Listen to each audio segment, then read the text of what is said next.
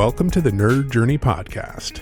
Our goal is to help you, the technology professional, accelerate your career progression, increase your job satisfaction, and be more effective in your existing role. We want to bring listeners like you the career advice we wish we'd been given earlier in our careers. I'm John White, at VJourneyman on Twitter, sharing co-host duties with Nick Cordy at NetworkNerd_. We're two former IT operations guys who have moved on to pre-sales roles with technology vendors. We have our opinions, but we also like to highlight the journeys of others and see what we can learn from them. We'd also like to ask for your feedback to make this a conversation, not a one-way broadcast. Email us at nerdjourneypodcast@gmail.com or DM us at nerdjourney on Twitter. So come join us on our nerd journey. Let's take a trip. Episode 355. If you don't think organizational change affects you, think again, my friend. When companies make change, it impacts the people at those companies. I think organizational change might just be the phrase of the year for me. We've talked about trends like organizational flattening, layoffs in tech, and larger individual contributor to manager ratios. This week, I wanted us to back up and look at this from a broader lens of organizational change. Our guest this week is Ryan Conley, a global field principal working for a technology vendor and someone with plenty of experience when it comes to organizational change. I'll give you a warning before we get started that this episode is a little bit longer than normal, but we wanted to put it all in a single episode so you have all this information together. We've structured our conversation in two distinct parts. In the first part of the discussion, we're going to pick apart the patterns of organizational change. How have we seen it play out in different companies, and why might this be happening in general? And then the second part of our conversation, we're going to get into practical tips for working with a new boss, joining a different team, and changing roles entirely. As you listen through this episode, pay close attention to our discussion of the corporate lifecycle and how we reframe that to give you something Ryan calls the career lifecycle. And we'll weave in our personal experience and anecdotes along the way. So let's talk organizational change with Mr. Ryan Conley.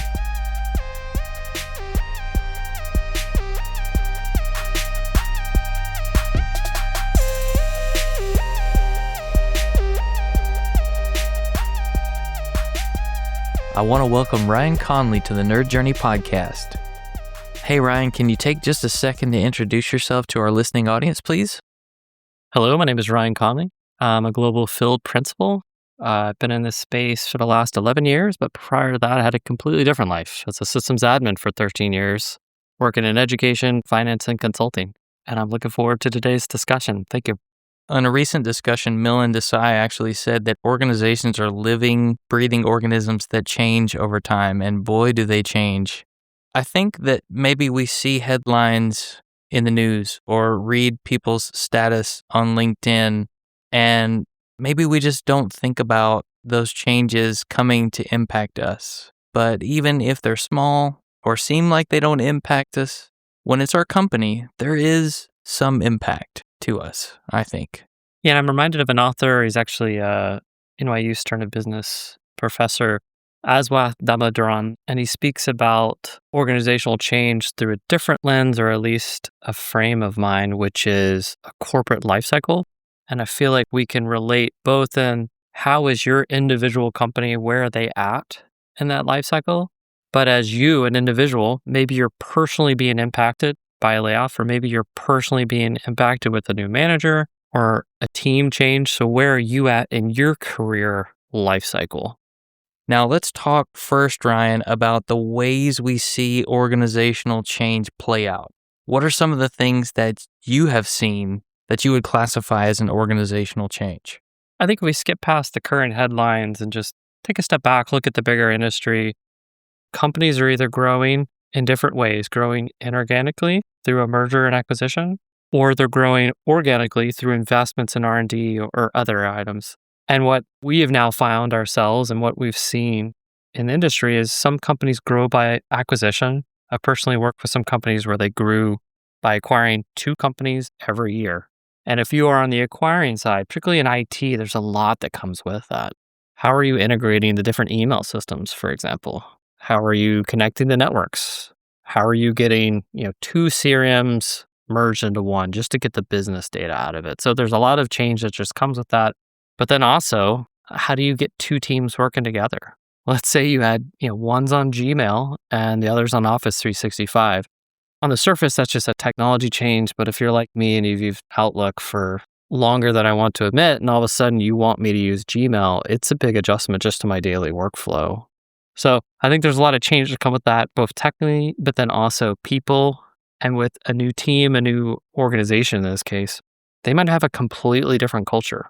And I think sometimes businesses have a different set of due diligence, and in some cases they very much prioritize culture matches. And then other times they're like, nah, we want the IP, we're going to make this work. And I think that can be its own kind of organizational change and challenge in itself. What do you think?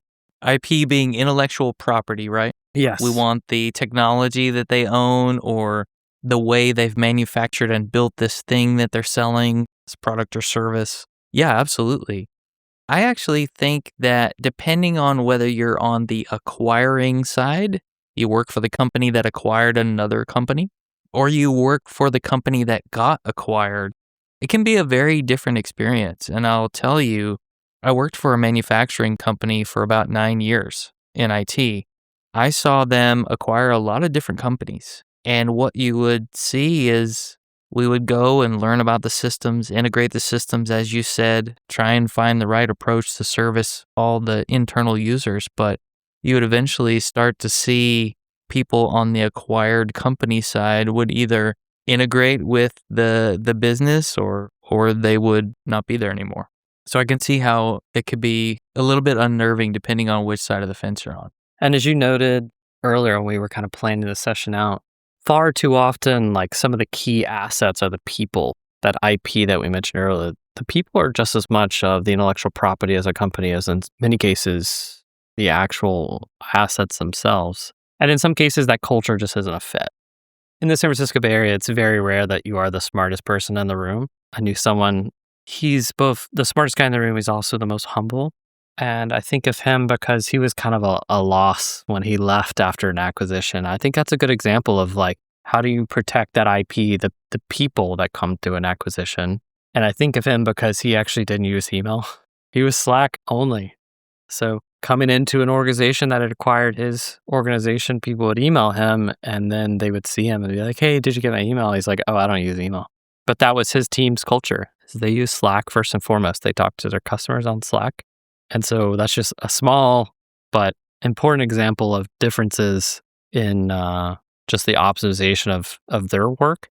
But also, as that team started to peel apart, you get into a new challenge that we haven't mentioned, which is a revolving door, as I call it.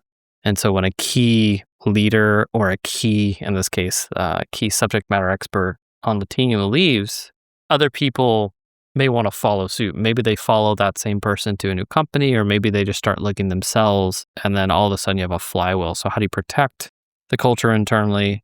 How do you integrate a different culture in? But also, how do you kind of protect the long-term viability of the team as individuals first and foremost, but then also the organization long-term? Sure. Depending on what the intellectual property was that the acquiring company wanted to gain from that transaction, you don't always know what kind of research was done into who the critical folks to have are, or how much control your leadership might have over what critical folks impact the intellectual property the most, so that people know that, oh, that's a big loss for the company that's going to cost some dollars down the road, even if we can't see it right now.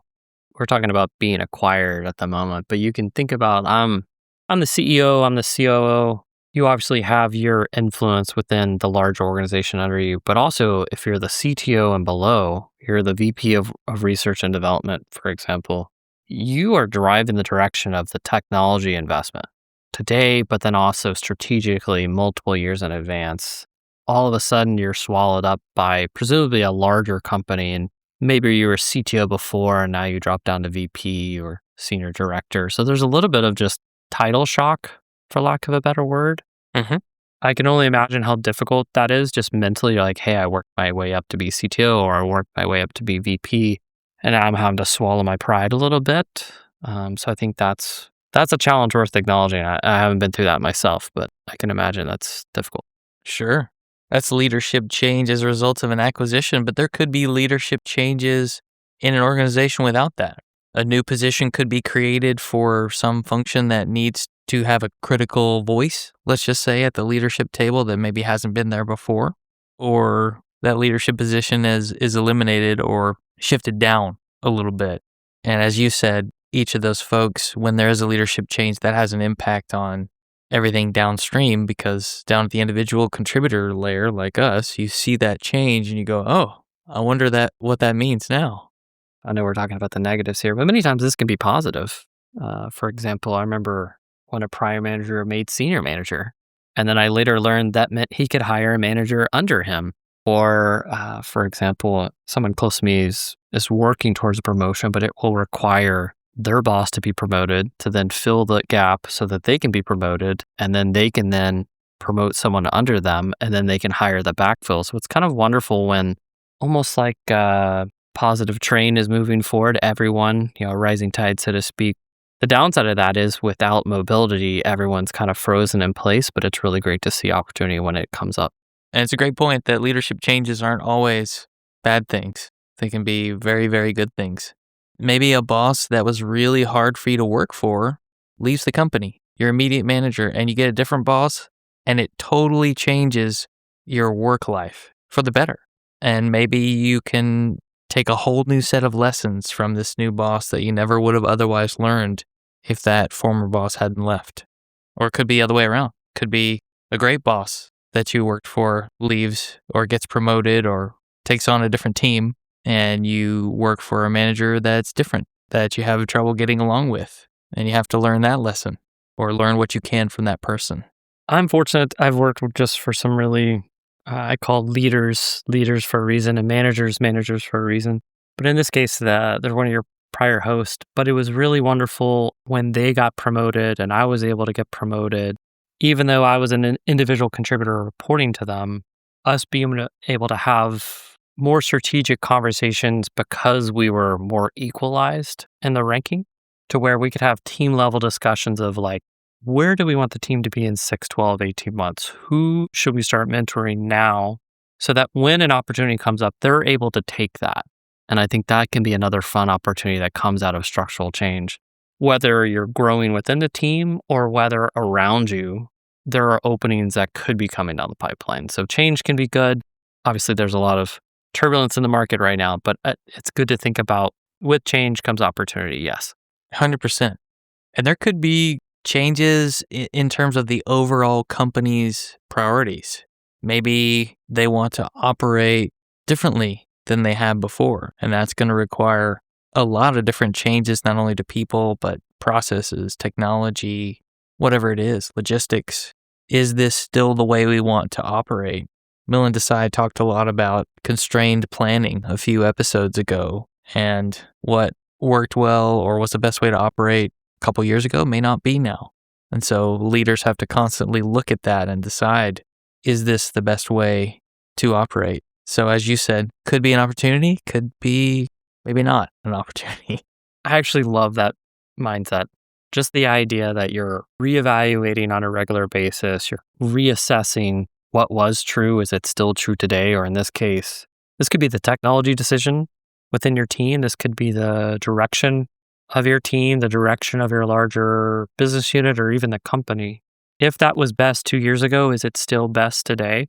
I can speak probably more intimately on the subject than most, just having lived through it the past year. But the idea of reassessing, like, what is our core focus? What should our core focus be? And I think there's a lot of examples on the larger business ecosystem right now of companies divesting out of a space. Maybe they're trimming down ancillary items to go back to focusing on what is their core that they deliver from an outcome for their end customers. And I think as a team, it can be a relief to have less on your plate and just focus and deliver better if you have that focus. So I love the mindset of what was best, why did we do it, and why was it best then? And then the follow-up question is that still best today? And it's okay if the answer is no, Because then it leads to the next question. How should we be doing it today? And why? And why? Yes, thank you. And to your point, it could be focusing on the core business. It could be that we're going to go after this new emerging market, and we've created this entire new business unit to go do that. And there's an opportunity for a lot of people to go take on those roles. Or it could be we're going to shut this division down. And we've been talking a lot about just larger organizational change, but I think if we go back to the analogy that I read about earlier, which is the corporate life cycle, but reframing it from the career life cycle. I personally had opportunities to try new things and go deeper. And I think your analogy there is a perfect example. Where are you at in your individual career journey? Where are you at in that life cycle? There's some people right now that have told me, I'm going to retire in 2 to 5 years. This is my focus. I'm not going to do anything else. I'm just going to focus on doing the best I can in this current role. There are others, maybe they're fresh out of college, maybe they're 5 to 10 years out of college. They want to do more and they're willing to go deeper. I was chatting with a peer last week. It was always great to reconnect with someone who is fresh out of college when you first meet them, and then you reconnect 5 years later and find out they're halfway through a master's program in AI. And it's like, that's awesome. That is awesome. How can I help you? Keep closing it out. But think about when a shift happens. You gave a good example of a new business unit gets formed, or in other cases, a business unit gets closed. I think that's an opportunity. With challenge comes opportunity. So do you want to try something new? And it's okay if the answer is no. But if there is an opportunity to try something new and you're willing to invest in yourself and in your company, I think that's worth considering. Absolutely. We've talked to a lot of guests on the show who have gotten in at, let's just say, the right time in a new technology wave. And that led them to all kinds of new opportunities that changed their career direction. If you're someone who's heavily invested in those emerging technologies, that could create opportunities for you inside your company. Maybe you're on the technical team that gets to influence the technology decisions about what we're going to do with generative AI or how we're going to implement that into our workflows. And you can really get in there and make a difference. But it would all be because you deepened your expertise there and you stepped into that new area, whether it's an adjacency or it's a total leap in a slightly different direction. This is where I apologize because I was the first one to mention AI or a buzzword with AI. But jokes aside, if we go back to the analogy you gave, is what was best then, what is best now. I think as technologists, whether you're a business leader over technology, whether you're day in, day out in technology as an individual contributor, emerging technology brings new challenges just with the learning curve. You're having to actually test. There's hard skills that have to be learned. You get beyond the education. It's then also sharing with the peers around you. Should you be doing this thing manually today, or should you throw it in a prompt and get the business analysis back in 2 minutes and then read and reassess and understand? So I think it's a great example of a single piece of technology to use as an example, but this will be the next thing tomorrow. So what was best yesterday, is it still best today? And tomorrow we'll ask the question again. And even back to what you said before about integrating different systems. If you work for a company that has to do systems integration, you might get to learn a whole new technology stack in that same area. And that's an opportunity. That's an opportunity that came from an organizational change. If you have to go figure out what's going to be better, Microsoft 365, Google Workspace, or is there some kind of use case to do both? And if so, how do I make them work together? What's the transition plan from one to the other? Who manages the licenses and all that good stuff? Lots to be figured out just with that alone. Yeah, I think that's a fun example of there's a problem, there's a gap, is the analogy I use. And if you see a gap, you fill it. If you want to be just a long-standing contributor to the team and your individual organization, I think it's worth calling out. Like those who stick around longer and get promoted faster are the ones who see a gap and they plug it.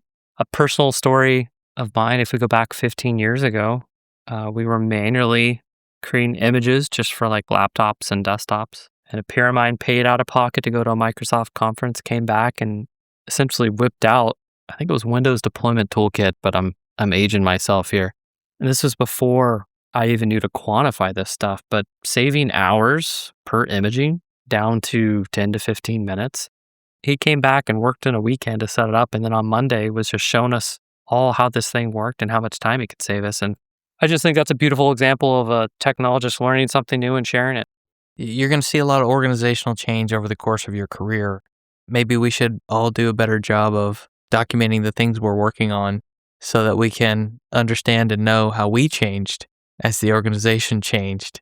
Hold that for searching for new opportunities or even conversations with your leader. One other thing that I wanted to mention, another form of organizational change that I've seen is outsourcing specific business functions. Daniel Paluzik, a former guest on the show, talked about how a lot of businesses think about outsourcing as something they can use for items that are outside of the core business.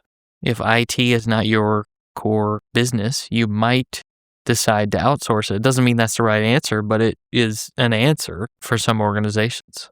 It could be that you outsource payroll or you outsource specific components of the HR process.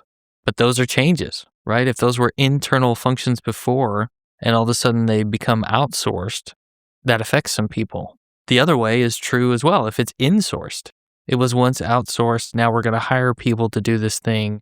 And we have to figure out how many people we're going to hire to build out this team that an outsourcer used to do. Again, we're not debating which one's better. It's just more about these are forms of change that you could see. No, I think it's a good example of focusing.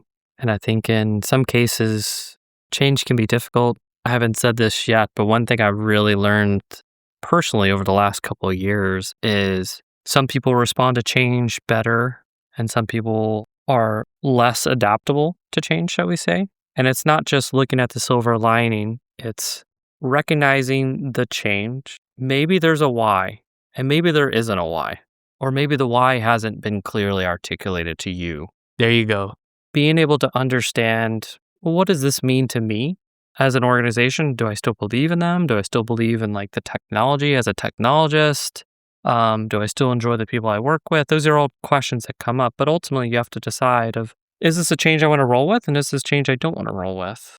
An example of a peer, he didn't like what he saw, but he wanted to continue on his career life cycle, so to speak. He wanted to get away from being more operations centric. He wanted to try a little bit more of what some might call like site reliability engineering, learning some of the tooling of writing his own APIs and kind of automating. And there was an opportunity outside the organization. And he said, hey, I'm going to take this. I'm going to go this. And I think that's totally, we talked about the change of people getting promoted, people just finding something else. And I think that's a wonderful thing to embrace. I think it's difficult as a teammate. It's difficult as a manager to backfill and hire. But when there is a change, I think it's an opportunity to reassess, reevaluate. Do I still want to be here, be on this team, be on this, business unit, et cetera?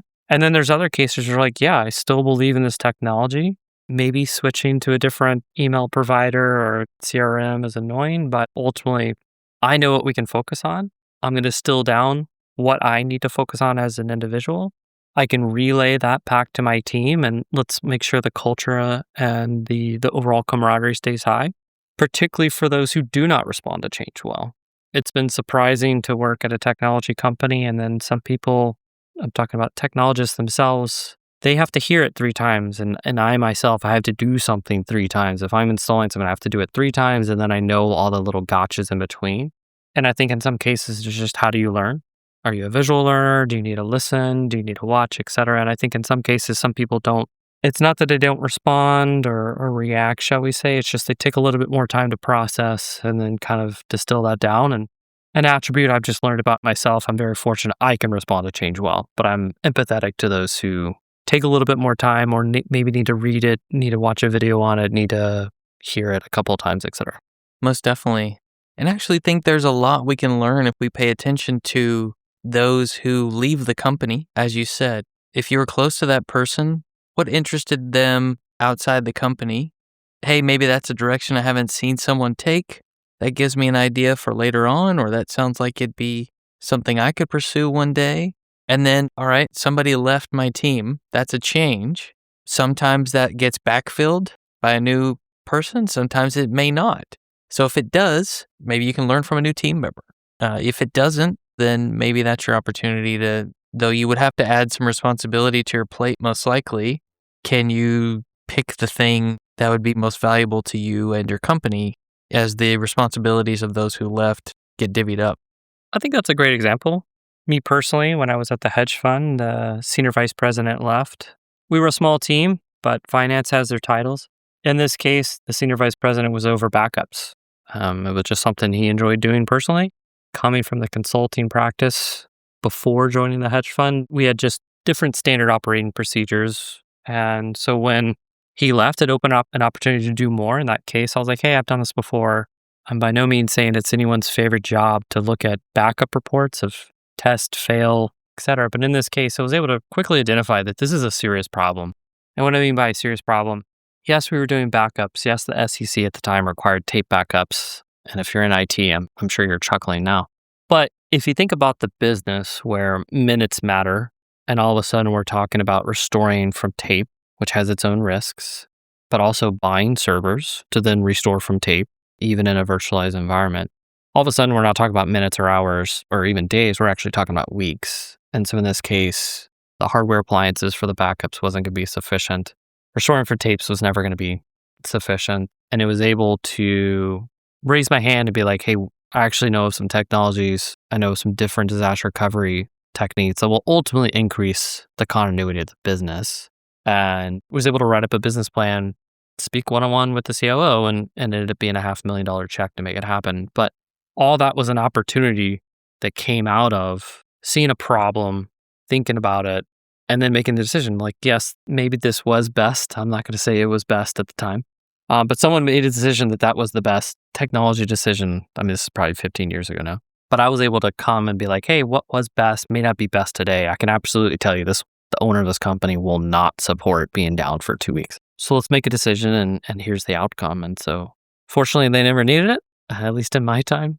But being able to see a gap and fill it, I think, is the central theme. And that came from change. I could have just kept my head down. And I think it's okay if you just want to keep your head down. But for those who want to do a little bit more, I think there are rewards for sticking your neck out, even in type A leadership environments.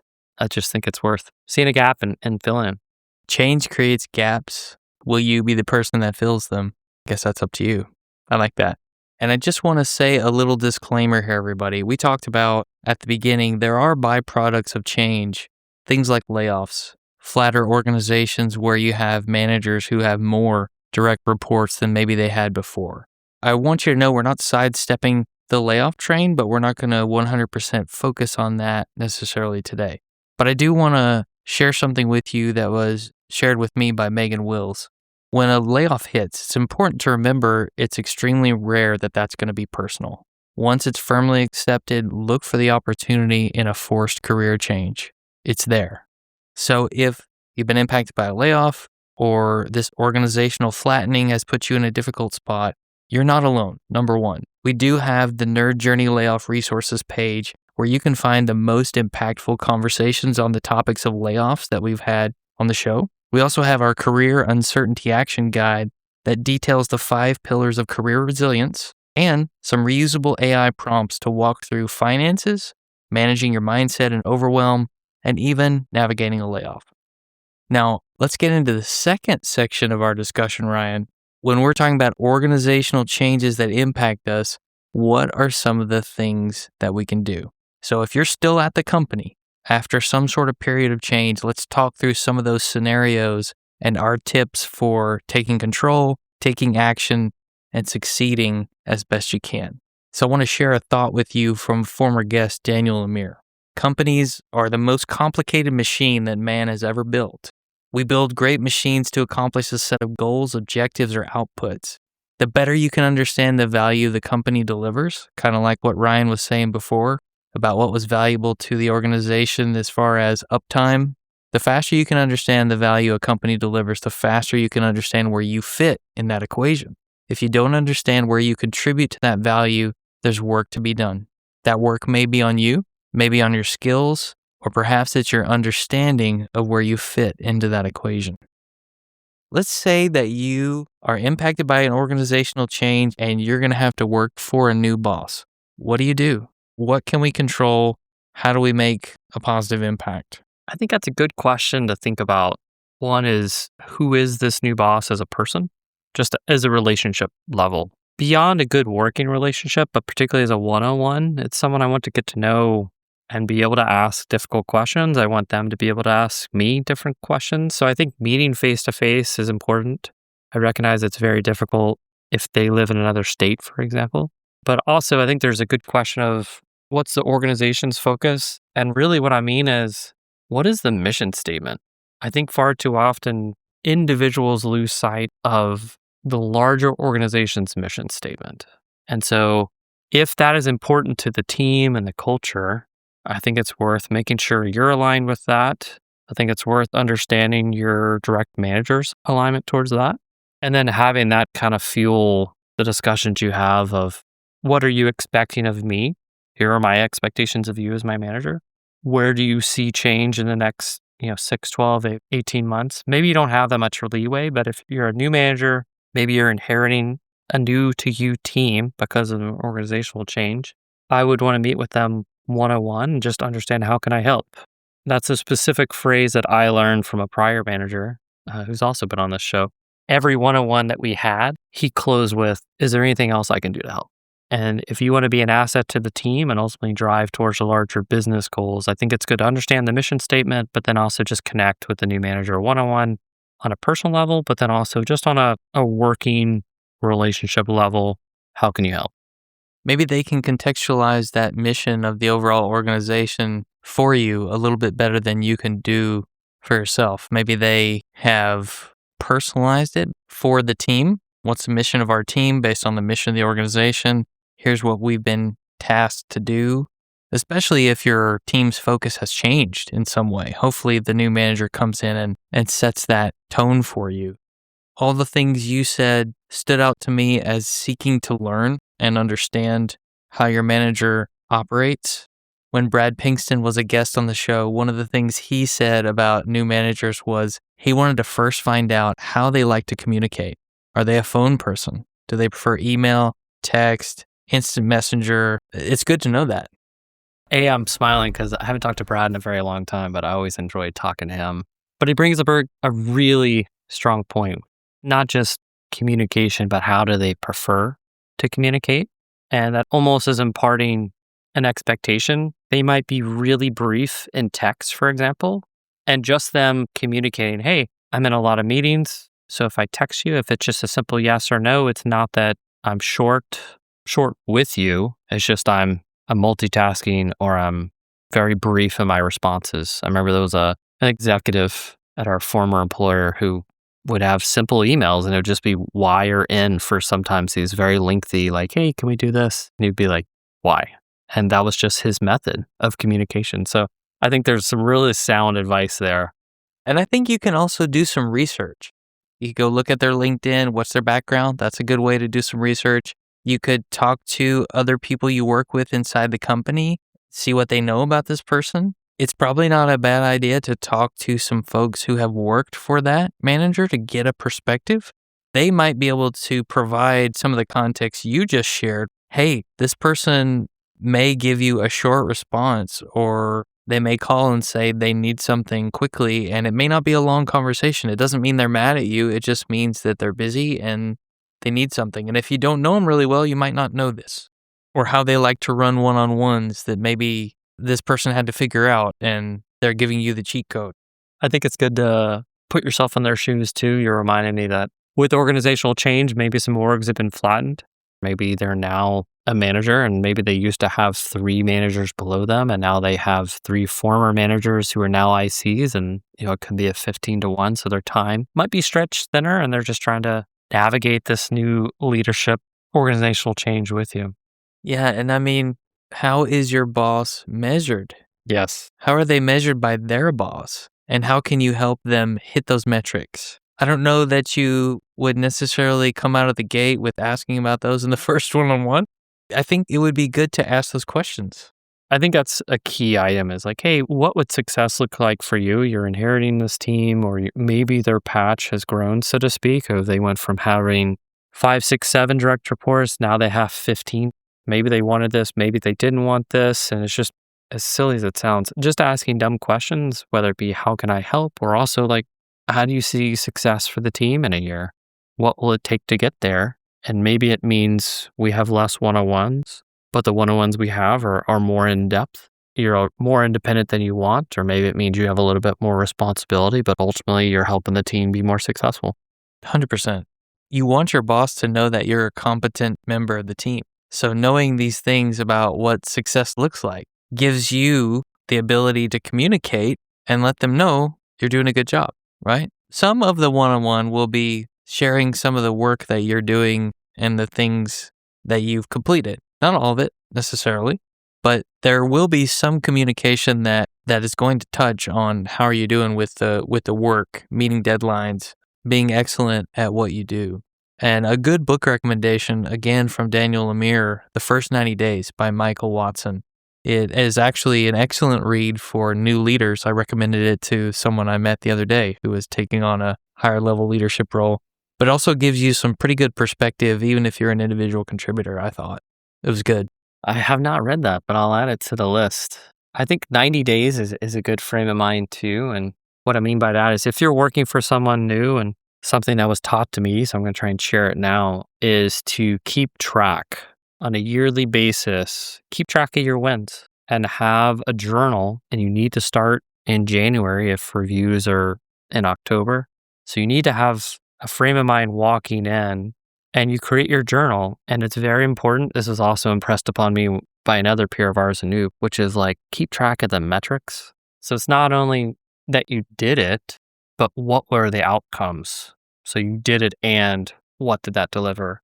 We're going to circle back to culture for a moment, but the organizational culture is going to be different within. I know of one employer where they're very big on I did this, I did this, I did this, and then it led to XYZ. That is not personally my style internally as an individual, and I was happy that the companies I've worked with have not been as focused. There's definitely been use cases where I needed to be explicitly, but I grade myself from a success and particularly from an outcomes. I didn't want to be the only person who could do it. I'd rather learn it and then enable 5 other people to do it, and then those 5 people go do it, and then that is a much bigger outcome. Keep in mind, just have a journal. What did you do? You can call it your kicking butt folder, so to speak, but just have it somewhere. It could be a screenshot, it could be a journal. I did this, and these 50 leads came out of it. I did this, and then there was 50 people in the room. What are the metrics that you should be tracking? And mentally think about that, because come October, when you have your annual review, you're going to miss something. You're going to miss a detail. You're going to miss an entire line item versus if you started in January and you just get into the practice of, I did this. And then when you're having your first annual review with this brand new manager, it's far easier to have a more successful conversation. We're going to go back to AI real quickly. Highly encourage you. Mark Cuban did an interview recently that just impressed upon me as like, OpenAI is definitely a leader for personal use, and then Anthropic and Gemini have like great numbers for business use cases with coding and life science and mathematics. The point is, do both.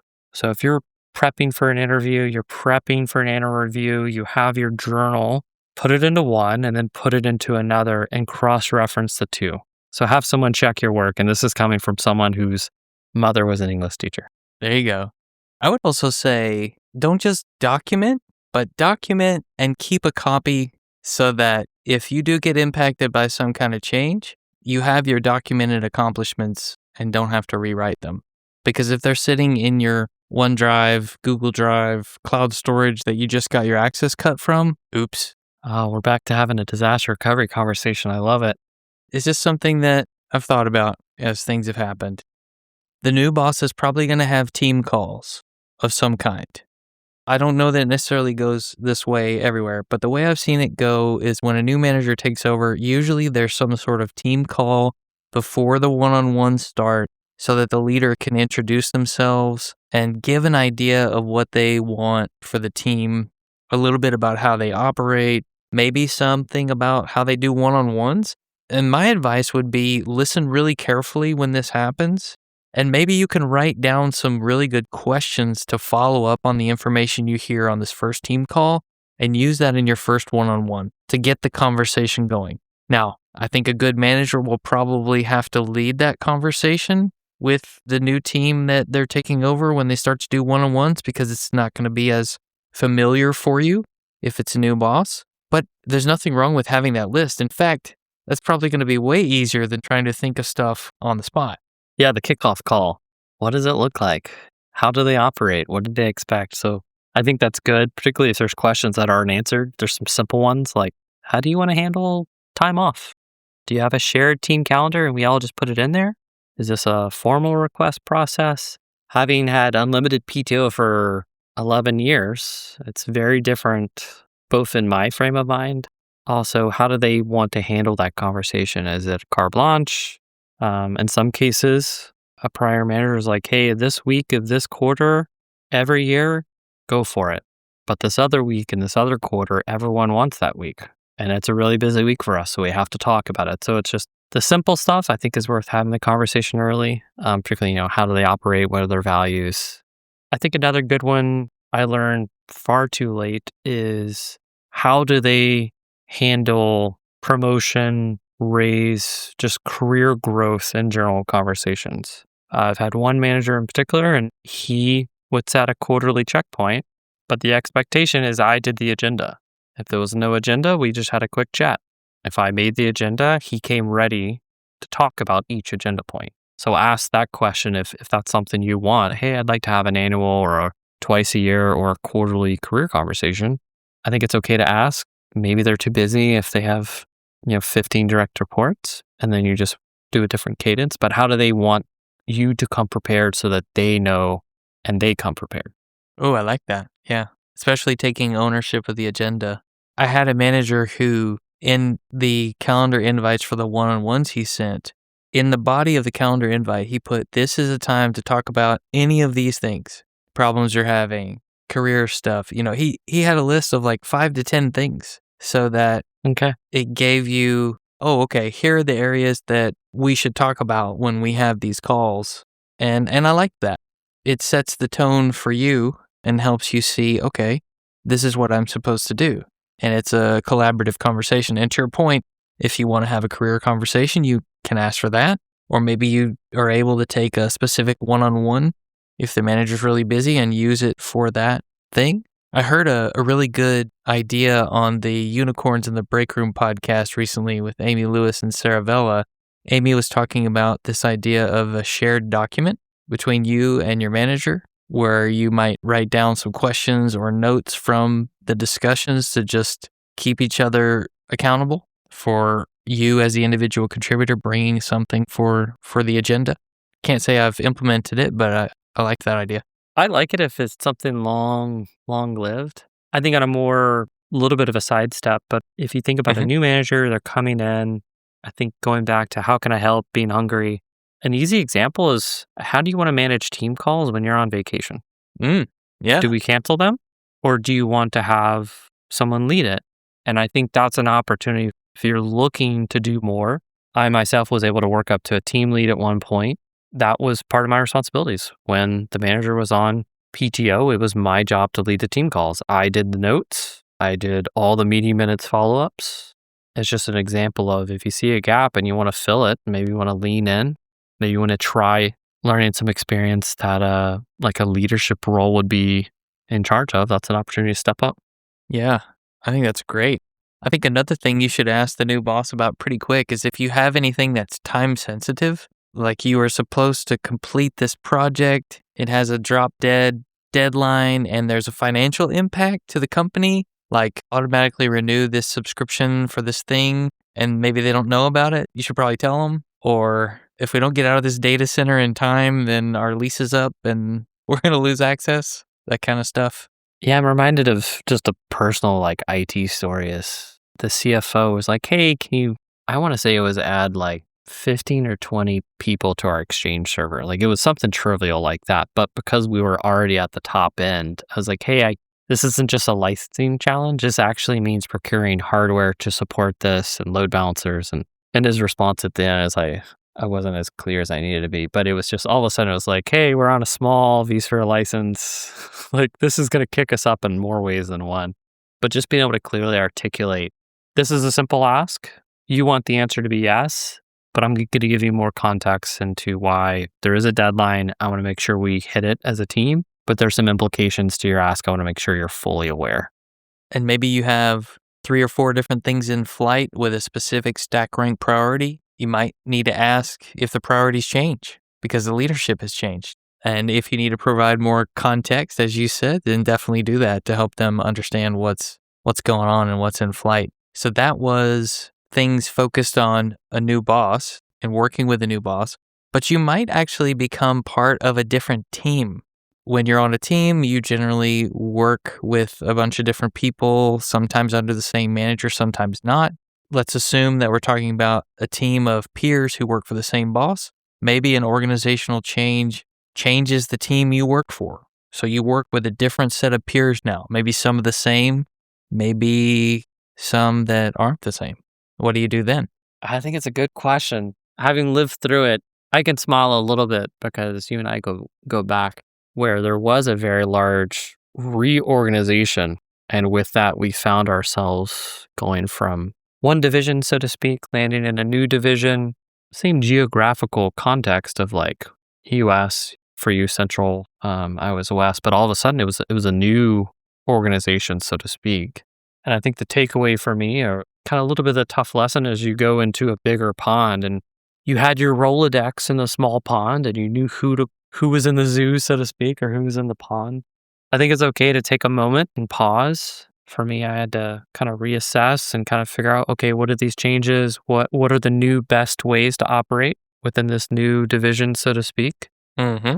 And just working through a whole new set of teams. Had a new leader, had a new, in my case, peer that I was directly assigned to. And then I think in my entire team at that point, it was new leadership structure, new peer that I was directly paired with. And within my team, no one on my prior team was on my team. So it was like this whole new world. Me being a technologist, I'm motivated by technology. And so when there was an opportunity to go deeper into tech, I ultimately took a different role. But notably, had a new manager like we were just talking about. I think he was a very good leader, Clinton, if you're listening. And he fought for me and he was very supportive of my next step and took care of me the whole way from a sponsorship standpoint to help with the transition. So if you do good work, even through change, if you're identifying gaps, you're filling it, you're stepping up where the team needs you to step up, you're aligning with the business direction to stay focused, I think there can still be good outcomes, even if the interim period you're not 100% happy. Yeah.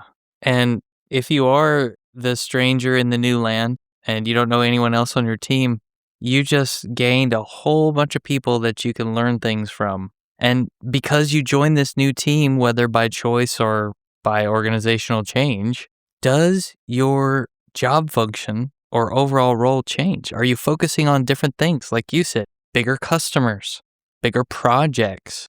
Maybe I'm just focused on the technology projects of this one business unit inside my company rather than the corporate financial systems and other things we would put into corporate IT, for example. It's a different division. Or maybe you are now focused on storage and architecture and you were focused on maybe just virtualization before. So you have to learn some new things, go deeper in different areas. Make sure you understand that. As part of this new team, hopefully you will be told the delineation between different members of the team and what they're supposed to be doing, as we talked about. Did the function of the overall team change? Are you part of a technology team that really primarily manages the outsourced pieces of the technology stack for your company? So you're working with consulting firm X and vendor Y to make sure everything gets done instead of maybe just internal people. And you mentioned this in preparation too, which is being intentional, particularly with relationships. My journey was I was trying to get onto a new team intentionally. There's a funny story behind it, but someone had tried to hire me and I was just very loyal to my leadership. And I said, no, I'm going to stay here. And then post reorg, I was ready to make that change. They were a leader that I respected and I wanted to go work for. And I effectively helped his team for 6 months while someone was on paternity leave. And then the wreck just didn't happen. It wasn't within their control. It was a larger M&A that happened. And they were very transparent. They communicated with me. They said, hey, if you want to move to Seattle, I got you. If you want to stay where you're at, I don't know. But if you're patient, you're right there. And I think the nice thing about that is the transparency, the communication, as we talked about, and just keep your head down and do your job. And I think that's easier said than done, particularly when you're in a difficult position, whether it be a manager that you don't get along with. Maybe there's a strategy shift top level and you're kind of sifting through it and evolving with that change. In some cases, there's some politics involved. I've gone through that personally at my first IT job where I just had to do my job for 6 months and then found out someone was just talking trash for a long time. And when they left, suddenly everything got better. In my case, the opportunity did come around, but they weren't a believer. They didn't know me. You're rarely praised for being overly humble, shall I say. But in my case, they weren't impressed with the first round interview. They said, no, thanks. And I didn't get any feedback. And then he actually advocated for me with the hiring manager. He said, call him again. Ask him any technical question you want. And if he doesn't pass, he doesn't pass. But he's too humble. So I think there's 2 lessons there is have good relationships. And those are intentional, as you said. It's an ongoing effort. It's not just checking in once a year, so to speak, or when you change teams, just keeping that communication alive. But I think there's a time to be humble. And then when you're interviewing, which I'm very empathetic to those who are interviewing right now. It's a difficult landscape. Maybe be a little bit more vocal, pat yourself on the back in a concise way. Again, go back to your journal, know your metrics, and stick by them. And to your point about building relationships and the intentionality, this goes, of course, to the boss, new boss, or existing boss, but also to those new teammates. If you're working with a new team, build those relationships. What are the strengths? What can you learn? Who's somebody who is always volunteering to help? Who's somebody who asks really good questions when somebody won't?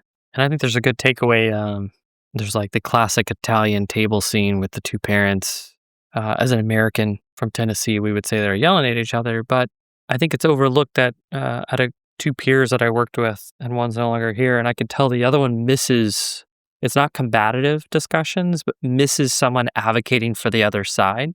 Not because they want to dig in, but because they walk away smarter when someone challenges them. And they either walk away smarter because they learned something from the other person, or they gain more confidence that, okay, this is correct. Yes, there's a gap here. Or actually, I was completely wrong. I learned something new. Or, so you're either like confirmed in your position or you walk away with a new position. And so it's kind of a net win. But I think it's worth like having like who on the team think a certain way. Maybe they're a type A, maybe they're not. What kind of questions do they ask in these team calls?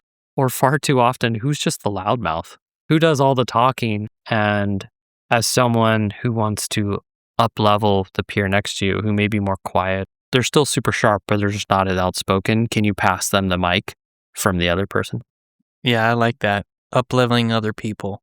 And maybe there's a chance to do that very thing on the new team, as you said, but also maybe you can up-level some former teammates that have just gone to other teams by keeping in touch with them and keeping up to date on what are they working on, how are they doing, and keeping those connections strong inside your company or even if they move to a different company. I actually really like that as an example. Like when I first joined this ride that I've been on the last 11 years, I was coming from classic IT background, Windows and Cisco and Microsoft Exchange and early days of just going from vSphere to NSX and beyond. And there was a lot of lessons to be learned, technology that I had never touched, but it's very different being face-to-face as a consultant, face-to-face as a vendor. And I had a buddy. He started going back 11 years, almost to the day here, and we were each other's lifeline. And what I mean is he would have a bad day and he would call me, and most of the time I was just there to listen. And then other times he's like, hey, what are you seeing on this? Because I have no idea. I've never seen this before. I've never been asked this question before. And then the next week it was my turn. I would call him and I'd be like, hey, this is what's going on. This is too much. I can't learn all this. And so having a buddy in these change situations, like you said, I think is a great piece of advice. It's a little bit harder to keep in touch when you're not interacting with those people every day like you once were. It's very easy to fall out of touch. So it definitely takes effort. I've talked to people who try to set up a one-on-one with somebody in their professional network once a week, maybe once every couple weeks. Not a bad goal. Well, credit to you. I try to be pretty good. I feel like you've been better reaching out to me than I have to you, so thank you.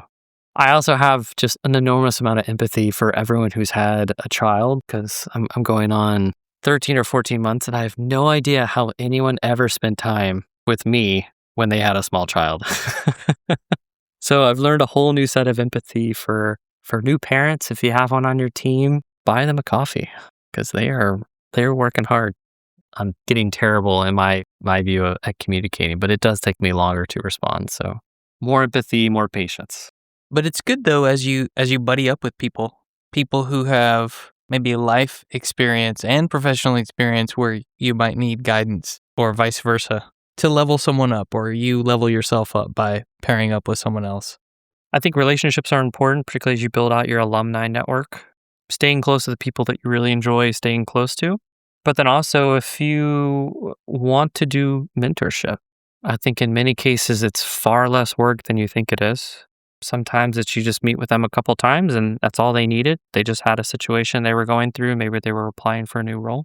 Other cases, it could be a workshop and you're meeting with the one-to-many, which has been my case for 5 or 6 years. I had an opportunity to really, I say educate, but really just kind of establish relationships with fresh out of college grads. But I'll tell you, it's been so inspiring to see what they've done in the last 5, 6 years. One went from top of their team to being promoted, top of the next team, being promoted to manager, being promoted to senior manager in rapid succession. Another made, staff, which was very difficult and probably one of the quickest that I've seen. Others have gone on.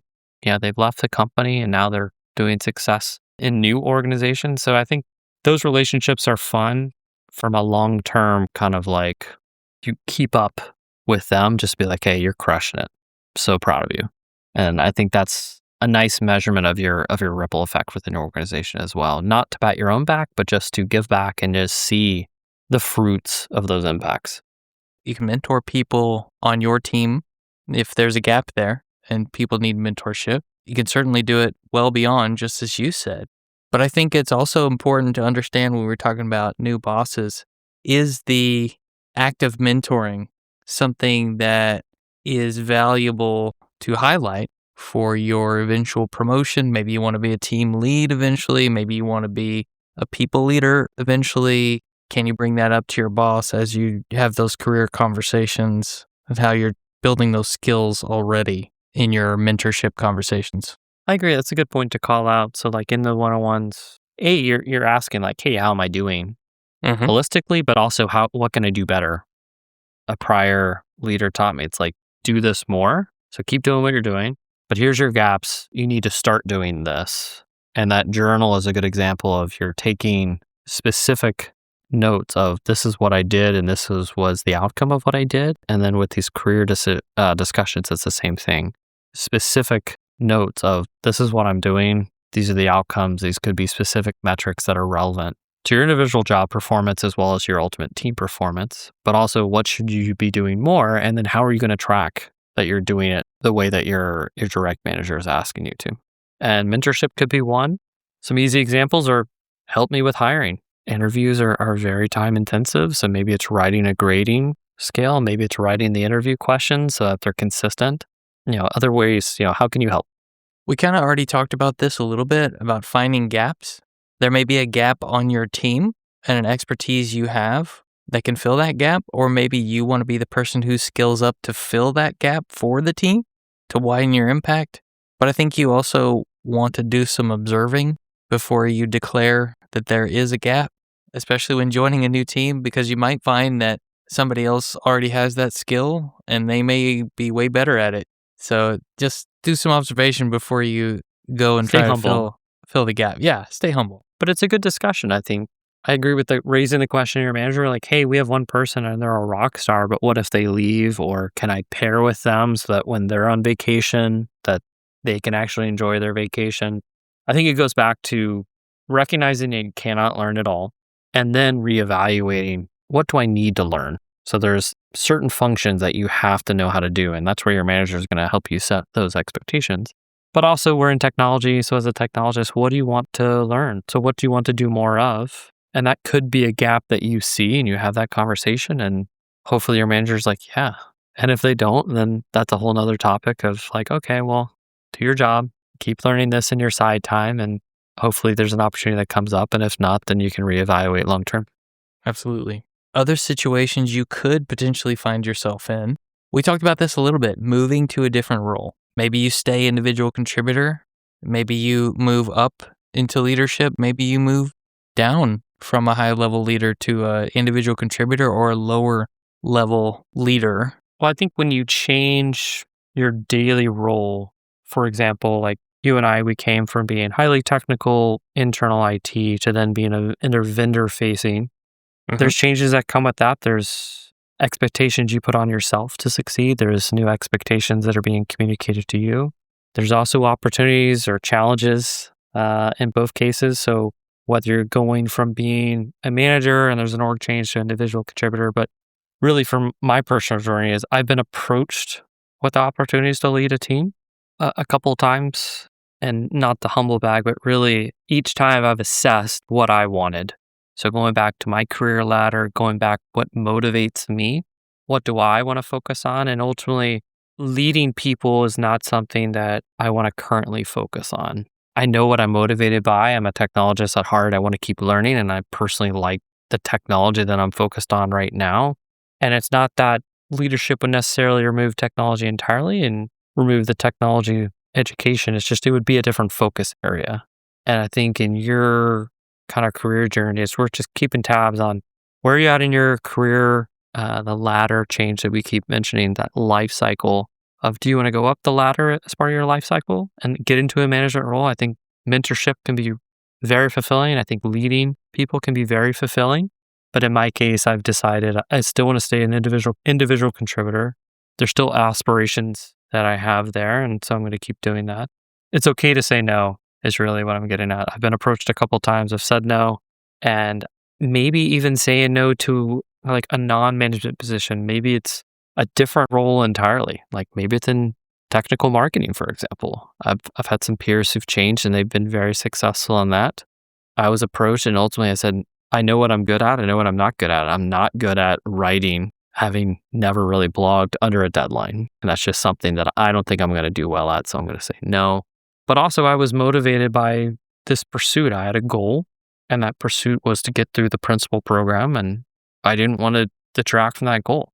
So in summary, it's okay to say no, trust your gut, not to stick your finger in the air and just blindly follow it, but really think about the job that you're in, the company that you're in, what are the opportunities within, what motivates you, and stay true to that.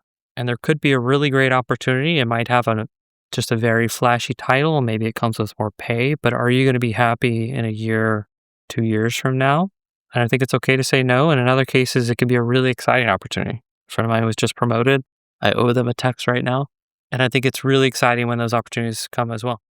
I like everything you just said. I'll play the other side of the coin. Everything you just said was if given the choice, right? That's the condition we put on it. I think you can recognize where you are in the career life cycle and be hit with this organizational change and not be given a choice, just told you're going to do this thing. So find out what the thing is and how can you align it with where you are in the career cycle, with the goals you have, with the things you want. I had someone say that we should seek to align our greater purpose, life purpose, to the role or assignment we're in. And that in doing that, it'll be easier to not intertwine your identity with the job you're in today or tomorrow as tightly as maybe it might be if you hadn't done that. My thought is you could have something forced upon you that wasn't your decision. And like you said before, you may have to put your head down and just do it for a little while and get through it. But maybe there is some sort of opportunity, some way to align it with the things that you want, the type of work you like to do that you can't see when it's first presented to you until you actually do it. So viewing the change as an opportunity, even if you can't see the opportunity when the change is forced upon you, I think is what I'm saying. It's the kind of market where, hey, if you have a job, be thankful you have a job and do a good job. I think that's actually very sage advice, Nick. Good wisdom to chew, process, share. I agree. And it's not meant to come from a place of entitlement or anything like that. It's a place of gratitude and look at the bright side. What goes back to with challenge comes opportunity. And I hope listeners can think of some examples where something changed that was unexpected. But 6-12 months later, that change led to new opportunities. So I think it's good. Pause, recollect, align your focus with your new manager, align your focus with either the changing mission statement or the current mission statement. But you also said something that I think is, the sage part is, what is fulfilling you personally, like your own internal values?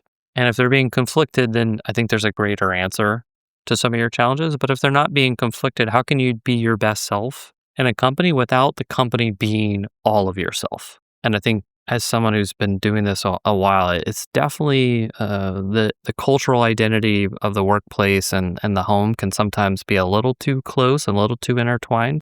And maybe that's just a natural byproduct of being in a very close relationship with the people you work with, or maybe you're just way too invested emotionally in your day job and it's just a good moment to reset. So I think there's some sage advice in there of what is your value system, why, and then how can you be your best self in your workplace?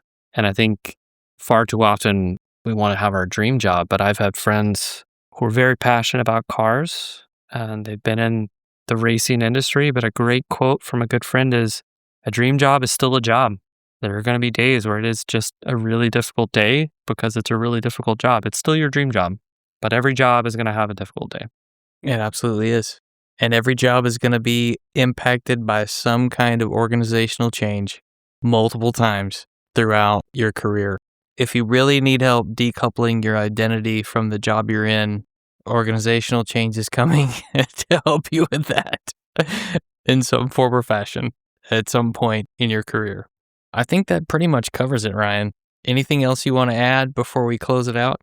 Just to end on a funny story, is we're talking about organizational change, and once upon a time, I was on a team and we were remotely distributed. And in this case, there's someone who was on my team for like over a year, and we would have these events where we get together.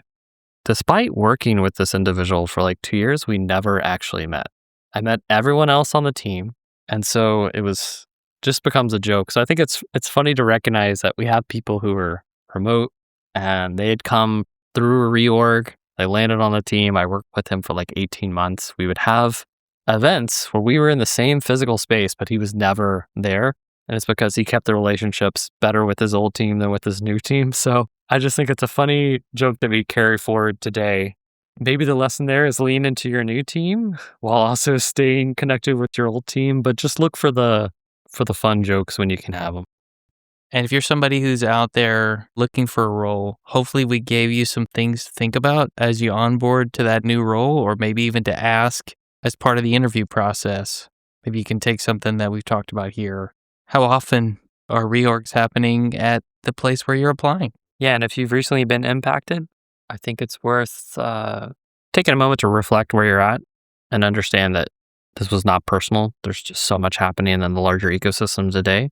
I think if you haven't been impacted, you have a bigger role to play. Leading with empathy, you collectively have a large Rolodex. I have some people I need to reach out to after this. And just, again, how can you help? If you know someone, shared network, who's now at another company, they had a similar role, you've seen a job, I call them job alerts that I share on LinkedIn, just trying to make those dots just because it is so difficult now. I think it's been great to see these alumni groups form for different organizations on LinkedIn, things like that. So leverage your Rolodex and just help people connect the dots, leading with empathy. Well, listen, Ryan Conley, I want to say major thank you to having this discussion with me. Where can people find you if they want to follow up on this discussion?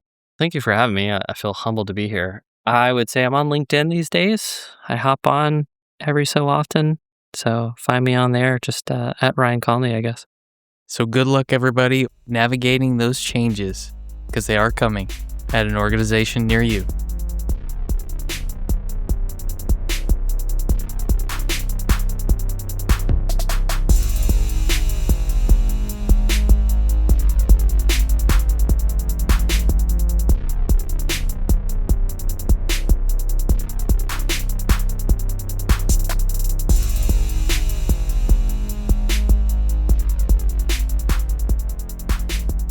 I just want to take a second to give a special shout out to Daniel Amir, a former guest on our show, and Megan Wills for taking the time to send us some thoughts on organizational change that we could include as part of our discussion. Those were both great additions and we really appreciate it.